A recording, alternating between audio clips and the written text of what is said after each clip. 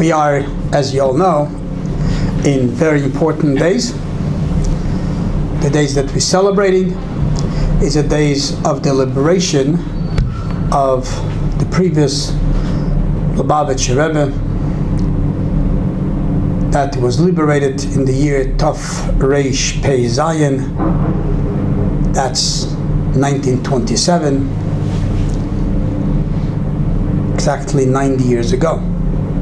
And it's the days we don't say Tachanun on the 12th day of the month and the 13th day of the month, as we call it, the liberation of Yud Beis, the Kim of Tammuz. And that makes it more beautiful that Yud Beis Tammuz, the 12th day of Tammuz, is also his birthday. On his birthday, that's when he was known to him, and he was told that he's being liberated. So as we always say, we like to connect it to the Parsha of the week. That's the beauty of our Rebbe. He finds always a connection to the Parsha of this week. And we have a lot of connections, but with just one point. At this week's Parsha, we're learning the story with Balak, the king of the Moabites, that we learn about him in the Midrash, that he was hating Jews more than the regular people that hated Jews. A real Seinei Yisrael, as we call it by us. And he went to look for someone to curse Am Yisrael, Chas v'Shalom, and he got Bilam, as we know the story. Two anti-Semites together, and tried everything. As we learned the Parsha, they tried from this place, from that place, to curse Jews or Chas v'Shalom. Their plan was a very negative plan, very bad plan.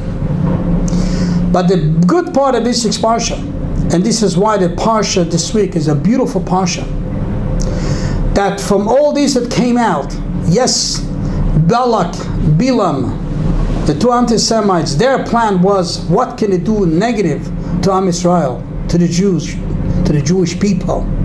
What came out of it was the greatest blessings. As the Rambam writes, that all the ideas of Mashiach coming in the Torah, one of the main sources is this sixth Parsha from the prophecies that Bilam gave. So they really wanted negative, but they themselves had no choice, and they brought the greatest positive to Am Yisrael. The greatest blessings to Am Yisrael came from those negative people. Teaches us the Rebbe, this is the same story with the liberation of the previous Rebbe that's in these days.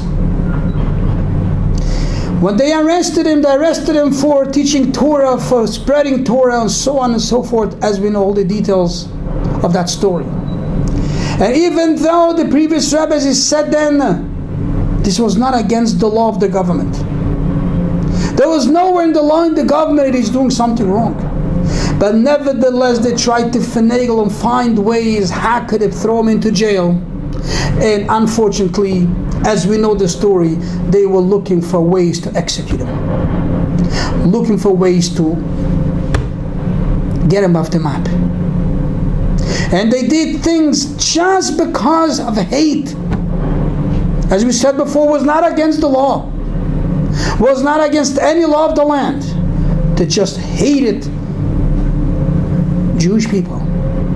And they hated people that they spreading Torah and mitzvot. They couldn't handle it.